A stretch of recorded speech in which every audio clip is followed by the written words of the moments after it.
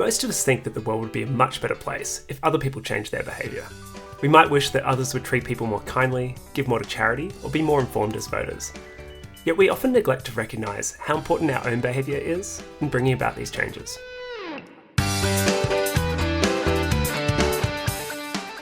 Hi folks, I'm Luke, the Executive Director of Giving What We Can, a community of people committed to maximising their charitable impact. In this video, we're talking about social change and the role that each of us plays in building the world that we want. Humans are incredibly social animals. We do what we see others doing. And not only is this backed up by a lot of scientific evidence, we even have many familiar aphorisms that reflect this truth. For example, change happens one person at a time. If not me, then who? If not now, then when? And be the change that you want to see in the world.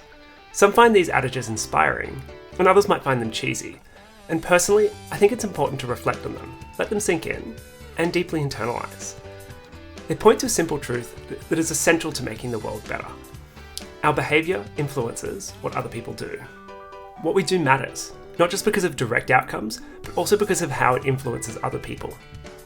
In psychology and sociology, this idea has been formalised by the phenomena of social proof and social norms. The term social proof was coined by psychologist Robert Cialdini in his 1984 book, Influence. Social proof is the idea that people copy the behaviour of others. People are more likely to do things if they see others doing it also. Have you ever wondered why so many websites feature testimonials and brands share their celebrity endorsements? It's because they know the power of social proof. They use the signals of social proof because it influences our behaviour. One of my favourite videos about how social proof relates to social change is the first follower video, popularised by Derek Silver's TED Talk. The video shows a single man dancing out in a field all on his own. He dances for a while, but still no one has joined him. At first, he's a bit of a spectacle, a curiosity that someone is probably filming because they think it's funny. But then, he's joined by his first follower. The first follower makes it easier and less socially awkward for a third person to join in and dance.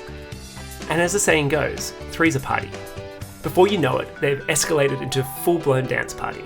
The person behind the camera is no longer filming a weird guy dancing out on his own, but a crowd of people communing over one of humanity's oldest rituals. This demonstrates the incredible power of being an early adopter who's willing to take risks. By taking a stand, you're de-risking and normalising the path forward for others. Notice that as more people join in, it's less risky. So those that were sitting on the fence before now have no reason not to. They won't stand out, they won't be ridiculed, but they will be part of the in crowd if they hurry. Social norms theory takes the idea of social proof a step further, into the territory of what is considered normal or acceptable behaviour within our social groups or society at large. It's what we think is expected of us. It's what a good person within the community is expected to do. This representation is shaped by what we believe most people are doing or thinking. My favourite book on social change is How Change Happens by Cass Sunstein. Sunstein focuses on the crucial role of social norms and how nudging people in one direction can result in a social cascade. Creating social cascades requires us to take a risk. Publicly revealing our preferences can be scary and occasionally costly. However, these fears are often overblown. The personal consequences are rarely as negative as we might expect, and more often than not, they're quite positive. You could be seen as a pioneer. The Giving What We Can community is an excellent example of people using these ideas to create positive change in the world. Giving What We Can members make public commitments to donate a portion of their incomes to the most effective charities. Many people can make an extraordinary impact in the world by donating to effective charities, but why go further and make a public pledge? The theory is that if we want other people to value compassion for others and a commitment to impact, then we can speed up the process by taking the first step ourselves and doing it publicly. Remember here that other people aren't just individuals acting on their own. Individual people are also a part of our governments, companies, and non-profits. The world is made up of individual people who respond to social norms. What we do and say really matters and has flow-on effects to those around us and to the rest of the world. If we publicly value things like compassion and critical thinking, then we'll be more likely to see better policies, products, and programs that cater to those values.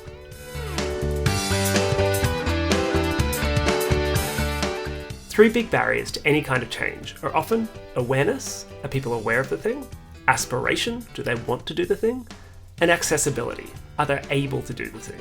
Social proof is one of the most significant factors in both awareness and aspiration, by helping people know about something and helping them to want to do it for themselves. It even plays a role in accessibility, because once something is normalised, it can often be made more accessible. In this 80,000 Hours interview, Cass Sunstein gives a great example. In Saudi Arabia, there's a custom that wives don't work unless husbands say it's okay. The overwhelming majority of young Saudi men think it's fine if their wives work. It's also the case that Saudi men overwhelmingly believe that other Saudi men think it's unacceptable if their wives work. There's an opportunity there. So in the relevant research, the experimenters told young Saudi men that actually guys like you think it's fine if wives are working outside of the home. Guess what happened? As a result, the number of Saudi women applying for jobs in the relevant group increased dramatically 4 months later. You've probably noticed a phenomenon playing out in the real world where social norms can feel like they change quite rapidly. First, a small number of people support an idea or buy a product, and then it seems to simmer for a while, during which you almost entirely forget about it, until one day it suddenly feels like it's ubiquitous, it's everywhere. For all the years that I worked in startups, the innovation adoption lifecycle was always front of mind. Getting your user base beyond just a few early innovators to the group of early adopters was key. Then if you kept up your momentum, you'd be well on your way to the majority. Suppose you're someone who gets in at the innovator stage of the adoption lifecycle. In that case, you'll feel like it's taking forever. You'll feel like you've been shouting at everyone with no success, and you'll start to think that it'll never take off. But then something happens, and before you know it, it's a success. It didn't happen as fast as you initially thought or hoped, but it happened much quicker than you were starting to worry. And for those who just got on board, it would feel like it came from nowhere. This pattern has played out in many social changes, from same-sex marriage to gender equality and more. First opinions start to change, then the change speeds up. It might linger around a divisive centre until a new majority forms around a new consensus. The pace of change then slows again.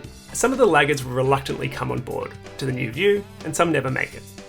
This pattern is called an S-curve, or more properly, a sigmoid. The reality is that we're all active agents in the world. We can all nudge the world towards the world that we want, or sit back and be nudged. The trap for those who get in early is to get tired. Don't ever forget that social change is a marathon. Something that seems old to you is just reaching the point of acceptability for the masses. This is the time when endurance is most needed.